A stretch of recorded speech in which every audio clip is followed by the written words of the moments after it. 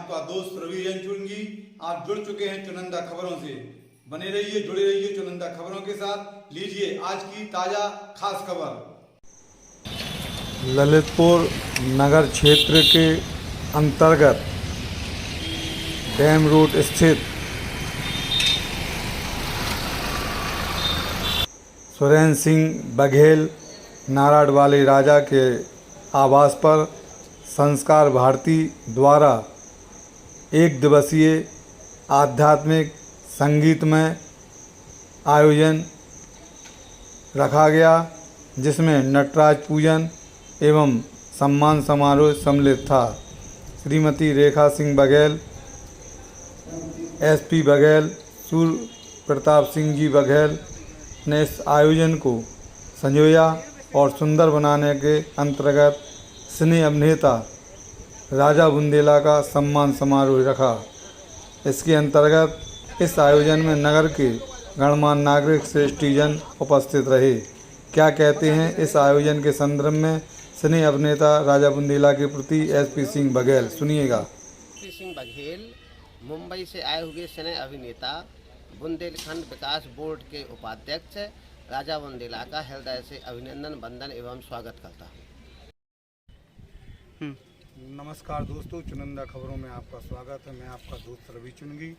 हम ललितपुर के गोविंद सागर बांध के किनारे पर, जहां पर आबो हवा प्राकृतिक सौंदर्य से पूरी तरह से परिपूर्ण सुरेंद्र सिंह बघेल का आवास है, उस आशियाने में आज एक दिवसीय प्रवास को लेकर ललितपुर माटी में जन्मे सिने अभिनेता, राजनीतिक सामाजिक मुकाम की ऊंचाइयों तक पहुंचने वाले राजा बुंदेला बुंदेलखंड विकास बोर्ड के उपाध्यक्ष होने के साथ साथ एक इंटरनेशनल व्यापारिक संस्था के संरक्षक, साथ में आप ललितपुर की माटी के हर उस कण को गौरवान्वित करने में लगे हुए हैं, जो इस शहर के हर एक वर्ग को उसका लाभ मिले। उसके लिए आपका प्रयास एक भागीरथी गंगा के रूप में अनवरत बना हुआ है। चुनिंदा खबरें आज आपको जोड़ने को पूरी तरह से तत्पर है राजा बुंदेला के साथ। आज उनका आना हुआ है, किस अंतर्गत, किस विषय को लेकर, किस मुकाम को लेकर, किस नए आयाम को लेकर आज ललितपुर की पावन धरा में उनके पदार्पण हुआ है, तो हम बात करेंगे चुनिंदा खबरों के माध्यम से। जुड़े रहिए, बने रहिए चुनिंदा खबरों के साथ। जी नमस्कार। राजा जी, आप ललितपुर में आते हैं हर 6 महीने में, कभी 2 साल में, कभी 4 साल, और यहाँ के लोगों को सपने दिखा के चले जाते हैं। एक अमिताभ बच्चन की फिल्म थी सपनों के सौदागर, उसी तर्ज पर आप आते हैं, लेकिन आपके द्वारा तो कोई ना कोई काम तो बन जाता है, लेकिन यहाँ के जो जनप्रतिनिधि हैं जिनका काम है उन काम को आप करते हैं, तो ऐसा क्यों करते हैं आप? उत्तर प्रदेश सरकार ने विकास प्राधिकरण को, जो विकास बोर्ड को जो बनाया है, वो इसी शर्त पे बनाया है कि गाहे बगाहे किसी वजह से जनप्रतिनिधि जनता तक नहीं पहुंच पाएंगे या मध्यम वर्ग हमारे लोगों तक नहीं पहुंच पा रहे हैं, तो विकास बोर्ड के जो सदस्य हैं वो एक भूमिका निभाएं, उनकी समस्याओं को समझें, उनकी समस्याओं को जो नैतिक है उनको लेकर केंद्र सरकार या राज्य सरकार तक उसको अपील करें और उसके लिए विभागीय कार्यवाही के लिए उसको फॉलो अप करें। ये भूमिका हमें मिली है।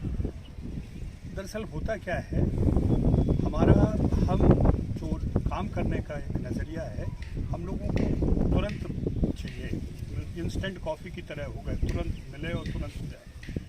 एक काम करने के लिए थोड़ा समय लगता है। हमने कहा था ना, ललितपुर में देखिए आपके पास एयरपोर्ट आ गया है, आपकी 4 लेन अभी शुरू हो गई है, आपकी वो एक देवगढ़ में मेडिकल हब हो रहा है, बहुत बड़ा, बहुत मतलब इंटरनेशनल लेवल पे, और ललितपुर को हर तरफ से कहीं ना कहीं फ़ायदा हो ही रहा है, क्योंकि झांसी ओवर बर्डन हो गया है। झांसी के पास अगर कोई शहर है जो रेलवे से और एयरपोर्ट से जिस तरह से भी दोनों तरह से जुड़ सकता है, वो ललितपुर है। तो आज नहीं तो कल इसको फ़ायदा होने वाला है।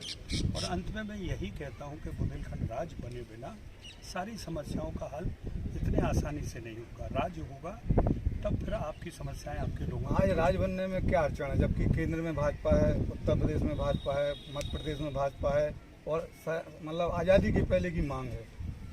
लेकिन जो मांग करने वाले थे वो पूरी तरह से संपन्न है। बुंदेलखंड आज भी ये संपन्न है।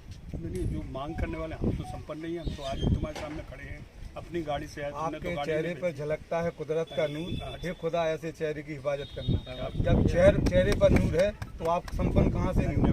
धन्यवाद रवि जी। राज बनने की जो सबसे बड़ी अड़चन है, राज्यसभा में आपका अभी तक बहुमत नहीं है। लोकसभा में बहुमत है, राज्यसभा में आप गठबंधन के लोगों के साथ मिलकर अपने विधेयक पास करवाते हैं। जो अध्यादेश अभी वो लेके आ रहे हैं आपके केजरीवाल साहब, उस पर ही सरकार को दिक्कत हो रही है कि कैसे इसको राज्य सरकार में हम लोग पास कराएं। मैं आपसे फिर कह रहा हूँ, जिस दिन इससे कोई फ़र्क नहीं पड़ता है बीजेपी की सरकार केंद्र में है, ये इधर है, यूपी में है या एमपी में है, कोई फ़र्क। हमें सरकार चाहिए केंद्र में। एक प्रस्ताव पास होना है जो लोकसभा से हो, राज्यसभा से पास हो और उसका अनुमोदन राष्ट्रपति करे, आपका राज बन गया। ऐसी स्थिति में राज्यसभा में अभी बहुमत नहीं है और मुझे लगता है 2024 के बाद ये जो 5 विधानसभाओं में से राज्यसभा के लोग चुन के जाएंगे तो बीजेपी के पास अपना दोनों लोकसभा में राज्यसभा में बहुमत होगा। तब आप ये बात कहेंगे तो मैं जवाब देंगे। आपका कहना है युवाओं के लिए फिल्म, सिनेमा और साथ साथ में स्पोर्ट। आपके एजेंडे में, आपके वक्तव्य में शिक्षा क्यों नहीं है? शिक्षा के यहाँ पे बहुत सारे ललितपुर जनपद की बात, शिक्षाविद हैं, शिक्षा के कॉलेजेस आप देखिए, विरधा, मड़ौरा, नाराहाट, आपकी हर जगह देखिए। आपकी जानकारी दे दें कि कन्या इंटर कॉलेज ललितपुर जनपद की धरा पर नहीं है ये और हमें संख्या कई गुनी है। ये इतने सारे कॉलेजेस जो खुल रहे हैं, जिनको लोग अभी कहते हैं एजुकेशन माफिया जो घुस गए हैं, आप इनमें से किसी से कहिए ना, सरकार तो बनाएगी। आपने आपके किसी ने नहीं, मुझे आज तक, मैं इतने सालों से आ रहा हूँ कन्या पाठशाला के लिए, कन्या कॉलेज के लिए, कन्या महाविद्यालय के लिए, आज तक किसी ने नहीं कहा। हमसे जो बातें कही गई हैं उन बातों की मैं जवाब दे ही देता हूं। आपका जो सेतु है भारतीय जनता पार्टी, जिलाध्यक्ष, विधायक, सांसद, जिला पंचायत अध्यक्ष, एमएलसी, जो आपके सेतु हैं, आप उनके सेतु हैं, वो आपसे कुछ नहीं कहते, आप उनसे कुछ नहीं पूछते, जनता तो उनसे अनवरत कहती है। हम उनसे पूछने वाले कोई नहीं, हमें यह हक नहीं दिया है। हम आपकी बात, अगर आपने ये बात, आप मैं से आपके चैनल के माध्यम से भी कहता हूँ, जनता ने, किसी ने ये लिख के दिया है सरकार को, केंद्र सरकार को, राज्य सरकार को। आप इनको रवि जी को दीजिए या मेरा फ़ोन नंबर ले लीजिए, मुझे दीजिए, मैं 7 दिन के अंदर आपको बताऊंगा कि उस पर क्या प्रोग्रेस हुई है। हम उनसे सवाल नहीं कर सकते। जो चीज़ की कमी है, जिस चीज़ की ज़रूरत है, उस कमी को, ज़रूरत को हम पूरे करने की कोशिश भाजपा करते हैं। सबका साथ सबका विकास लेके चलती है। हो रहा है ना, आपका विकास नहीं हुआ। तो आपकी पार्टी में आपके अपने लोग जब आपके साथ विकास की धारा से नहीं जुड़ रहे हैं, जैसा आप अरे बता वो रहे हैं, जुड़े हुए हैं, कौन कह रहे हैं? आप बता रहे हैं ना आज कि हम उनसे कह नहीं सकते, वो हमसे हम कहते हैं। उनसे ये थोड़ी पूछेंगे भाई कि आप क्या कर रहे हो, क्या नहीं कर रहे हो। वो जनता के प्रतिनिधि है, उनको मालूम है क्या हो रहा है। आपसे मुझे हम आपसे इतना जानना चाहते हैं कि अब ललितपुर की माटी से जन्मे हैं तो आप पहले माटी का कर्ज पूरा करेंगे कि अपना व्यक्तित्व? दोनों कर रहे हैं, कर्ज और फर्ज दोनों पूरा कर रहे हैं। कर्ज में अंतर नजर आ रहा है? नहीं, बिल्कुल भी नहीं। आपको लग रहा है, देखिए, 2 गिलास आधा भरा रहता, आधा खाली रहता है। ये अब नजरिया आपका है। हम पूरी कोशिश कर रहे हैं कि जो काम लोकसभा आने वाला है चुनाव, उसको लेकर भारतीय जनता पार्टी केंद्र और प्रदेश अपने एजेंडों में अनेक तरह के उपाय कर रही है लोगों के बीच में पहुंचने पर। तो ऐसे में विकास जो अधूरे जनपद ललितपुर की धरा के हैं वो कब तक पूरे होंगे? निश्चित पूरे होंगे। आप वो विकास की, आप मुझे विकास का आपका नजरिया क्या है ये मुझे बता दीजिए। विकास का नजरिया है कन्याओं के लिए इंटर कॉलेज हम का बात अभाव, करेंगे, बिल्कुल हम कोशिश अच्छे ढंग से जो आप सिनेमा की और स्पोर्ट की बात करते हैं, स्टेडियम है लेकिन उसमें कई चीज़ों का अभाव। ललितपुर नगर क्षेत्र में एक स्टेडियम है, अनेक चीज़ों का अभाव। रवि जी, आप पत्रकार गंभीर हैं, आप जनता जनार्दन से या किसी संस्था से कहिए, मुझे लिख के दें क्या क्या कमियां हैं, क्या क्या सरकार से उनको उम्मीद है, क्या वो चाहते हैं, उस पर मैं काम करूंगा। अगर नहीं करूंगा तब मैं जवाब दूंगा ना। मुझे नहीं मालूम कि ललितपुर में स्पोर्ट्स के कौन आगामी समय में ओरछा में कौन सा आयोजन होने वाला है? ओरछा में इंटरनेशनल लिटरेचर फेस्टिवल है, जिसको कितने दिन का साहित्य समागम है, 21 सितंबर से 25 सितंबर है। उसमें भी मैं आपको बता देता हूँ, बुंदेलखंड के नौजवान जो लिख रहे हैं, चाहे कविता लिख रहे हैं, चाहे उपन्यास लिख रहे हैं, कोई भी लेखन का उनका कार्य है, उनका स्वागत है। उस मंच पर हम उनके साथ, बाहर से आए हुए जो हमारे अतिथिगण हैं, उनके साथ हम उनसे संवाद करवाएंगे। उनकी किताब का अगर कोई विमोचन होना है तो वो विमोचन होगा। दीप्ति नवल आ रही हैं, राजेंद्र गुप्ता आ रहे हैं, रजत कपूर आ रहे हैं, आपके असगर वजाहत साहब आ रहे हैं, अशोक चक्रधर साहब आ रहे हैं, बड़े बड़े राइटर आ रहे हैं। तो आप सबसे, और एक और IAS ऑफिसर और पुलिस ऑफिसर्स जो लिखते हैं और साथ साथ सरकार का अपना काम भी निभाते हैं, घर बच्चे भी देखते हैं, तो उनका भी एक है IAS ऑफिसर्स और PCS ऑफिसर्स, इनके लिए भी हमने एक पूरा दिन रखा है। तो आप लोग ज़रूर भागीदारी लें, अच्छा लिखा जाएगा तभी पढ़ा जाएगा। और ये पहली हमारी योजना है ओरछा में कि कम से कम बाहर देश विदेश के लोग आएँ, ओरछा को देखें, ओरछा के आसपास को देखें, और उससे हमें लाभ हो जब वो लिखेंगे। जनता की मांग है कि जिस तरह आप देवगढ़ में और ओरछा में, खजुराहो में, MP के ऐसे स्थानों पर अपना वो करते हैं आयोजन, देवगढ़ आपकी नज़र में है और आप देवगढ़ में कोई आयोजन करें, ऐसी जनता की मांग। निश्चित मैं बहुत दिनों से, आप ये सोचिए, हम लोग देवगढ़ एक महोत्सव करना चाह रहे थे, वो चले गए हैं मानवेंद्र सिंह जी, हमारा बिल्कुल फाइनल हो गया था, लेकिन अच्छा आपने कहा, निश्चित तौर पे मैं वादा करता हूँ, बल्कि आपके जन समाज से भी उसमें बात हो चुकी थी, वो विद्यासागर महाराज जी से भी मैंने आशीर्वाद ले लिया था।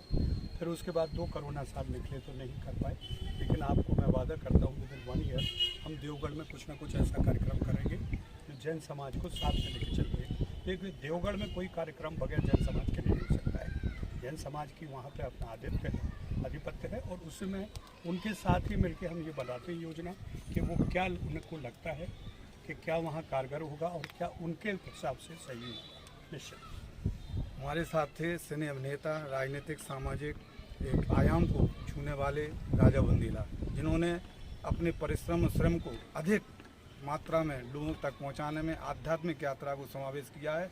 यकीनन ये यात्रा खामोश यात्रा जरूर है, लेकिन संपन्न और संपन्नता के साथ आने वाले कल में नजर आएगी। और इसमें जब नज़र आएगी तो चौधरी का चांद और ईद का चांद दोनों इस धरा पर नजर आएगा। ललितपुर में, ललितपुर की माटी की जन्मे राजा बुंदेला अपना प्रयास कहीं भी पीछे नहीं छोड़ रहे हैं। संस्कार भारती के और भी अनेक लोग यहाँ पर हैं।